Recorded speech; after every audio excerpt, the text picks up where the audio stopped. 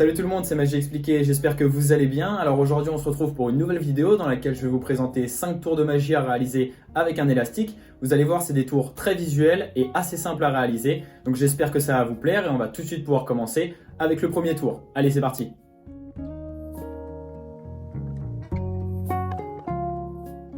Alors, pour ce tour, je me suis équipé de 2 élastiques. J'ai mis un élastique blanc entre mes 2 index et un élastique orange entre mes 2 annulaires, juste ici.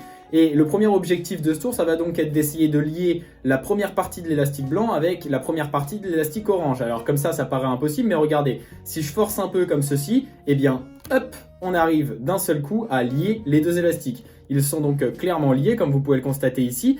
Et maintenant, pour les délier, donc les dénouer, j'ai juste donc à frotter très légèrement sur le nœud et d'un coup, on se rend compte que les 2 élastiques se délient. Et bien sûr, les 2 peuvent être donnés à examiner à notre spectateur. Alors, pour ce tour, vous prenez 2 élastiques, c'est mieux s'ils sont de couleurs différentes. Vous allez en positionner un premier donc entre vos 2 index, un second entre vos 2 annulaires, comme ceci. Et donc ici, on va devoir réaliser une préparation. En fait, on va construire le tour dans le sens inverse. Donc avec votre pouce, vous allez créer comme une boucle entre les 2 parties des 2 élastiques, comme ceci. Voilà. Et vous allez tout simplement venir y insérer votre majeur ou vos majeurs. Donc le majeur à gauche et ensuite le majeur à droite, comme ceci. Ce qui fait qu'on est dans cette position-là avec un peu un micmac d'élastique. Et pour régler cette situation, on va tout simplement répéter l'opération une seconde fois. Donc on va venir avec notre pouce, créer une boucle entre les 2 parties des élastiques comme ceci. Ensuite, on va donc lâcher avec le majeur à gauche pour qu'il aille dans cette boucle ici. Je vais lâcher ici avec le majeur à droite pour qu'il aille aussi dans cette boucle. Ce qui fait qu'on a créé l'illusion qu'on a un élastique ici sur nos 2 index et un élastique sur nos 2 annulaires. Alors que pas du tout, il y a un micmac d'élastique ici. Et donc, vous l'avez compris, la première opération, c'est de créer l'illusion qu'on va entrelacer les 2 élastiques ensemble. Pour ce faire, on va faire des mouvements, comme ça le spectateur ne va pas pouvoir réellement voir ce qui se passe. Mais en réalité ici, on va juste venir lâcher un des majeurs. Comme ça, on aura vraiment entrelacé les 2 élastiques.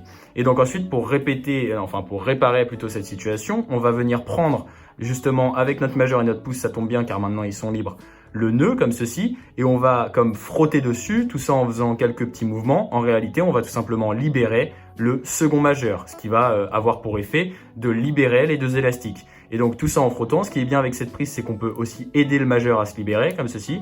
Et donc là, on le repositionne, ensuite on frotte légèrement et on se rend compte que les 2 élastiques sont tout simplement déliés. Et donc c'est pas mal car là, on peut tout donner à examiner à notre spectateur et il n'y verra que du feu. Alors pour ce tour, je me saisis d'un élastique, tout ce qu'il y a de plus normal que le spectateur pourrait vérifier. Et l'objectif ici, ça va donc être de casser, littéralement de séparer l'élastique en 2 sans y mettre non plus toute notre force. Alors pour ce faire, donc, je me saisis de l'élastique comme ceci et ça demande un peu de concentration, mais voilà, on arrive littéralement à casser l'élastique en 2 comme ceci. Il est réellement cassé en 2 et le plus compliqué quand même dans cette histoire, ça reste de le remettre normalement. Et là, on arrive à joindre les 2 bouts cassés de l'élastique avant qu'il retrouve tout son naturel. Alors pour ce tour qui est très visuel, il va surtout falloir travailler sur les angles. Donc c'est très important notamment de s'entraîner par exemple devant un miroir. En réalité, qu'est-ce qui se passe ici? On va venir prendre donc l'élastique avec les 2 mains et le pouce et le majeur donc de nos 2 mains comme ceci. On va venir tirer la partie qui est entre nos 2 prises, donc au maximum comme ceci. Et on va utiliser tout simplement nos 2 index qui vont venir juste ici. Et à partir de ce moment-là, l'objectif, ça va être de replier les 2 index au maximum vers le creux de notre main. Donc comme ceci, on tire au maximum. Il faut vraiment tendre l'élastique au maximum. Et donc là, on se rend compte que si on lie comme ceci les 2 phalanges de nos index, eh bien du point de vue de notre spectateur, il ne se rend tout simplement pas compte de la partie supérieure de cet élastique qu'on cache. À partir de là, vous l'avez compris, il suffit de faire comme si vous arriviez à casser l'élastique sans trop vous fouler. Et d'un coup, et là c'est le plus important, il va falloir vraiment faire attention à ce que cette partie supérieure qu'on cache ne se voit pas quand on fait croire à notre spectateur qu'on crée l'illusion qu'on reconstitue l'élastique. Donc on va tout simplement et très lentement déplier nos 2 index. Il faut faire attention que frontalement on ne voit pas l'élastique, donc c'est très important comme ceci. Et une fois qu'on est là, on va tout simplement faire mine de frotter comme ceci sur l'élastique avant de par exemple le tendre pour montrer à notre spectateur qu'on l'a comme reconstitué. Alors pour ce tour, je vais utiliser un élastique, tout ce qu'il y a de plus normal comme ceci, que je vais venir positionner entre mes 2 annulaires. Et j'ai au préalablement déposé donc un stylo juste devant moi.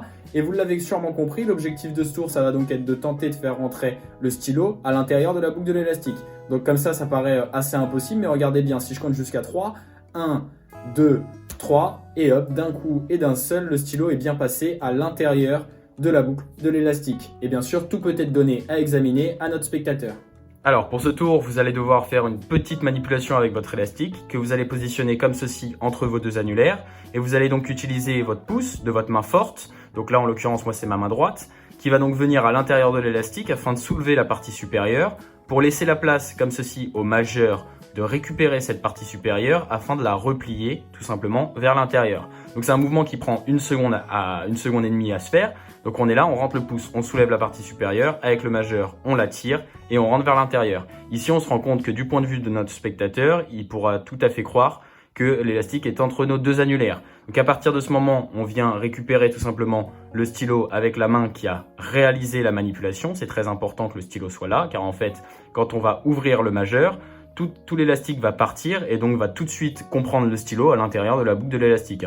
Je vous montre, si on pose le stylo ici et que j'ouvre mon majeur, directement le stylo est inclus dans la boucle. Alors bien sûr, il ne faut pas le faire comme ça, l'idéal c'est d'avoir le stylo vers nous et quand on va le chercher, donc on réalise très rapidement cette manipulation, on récupère le stylo et ensuite on va accompagner le mouvement tout simplement de haut en bas comme ceci, non seulement avec le stylo mais aussi avec les mains et c'est vraiment quand on est en bas ici qu'on va donc lâcher, tout simplement ouvrir le majeur. Donc je vous le fais, on est là, hop et on ouvre le majeur. Et donc là, le stylo est inclus dans l'élastique et tout de suite on remonte pour montrer à notre spectateur que le stylo est tout de suite donc dans la boucle de l'élastique. Alors pour ce tour, je m'équipe encore une fois d'un élastique et pour commencer, je vais venir donc ici faire un double serrage autour de mon pouce comme vous pouvez le constater ici. Donc il y a un double nœud autour de mon pouce et il est impossible physiquement pour l'élastique de quitter mon pouce, donc soit en le traversant, ce qui semble impossible, ou alors en partant par le bout de mon pouce. Bien sûr, ici, je vous présente un élastique, tout ce qu'il y a de plus normal. Et donc, vous l'avez sûrement compris, l'objectif de ce tour, ça va être de faire traverser l'élastique, tout simplement, à travers mon pouce. Pour être sûr qu'il ne parte pas par le bout de mon pouce, je vais mettre mes doigts juste ici. Et alors, regardez bien, à mon top, l'élastique va défier la physique en traversant mon pouce.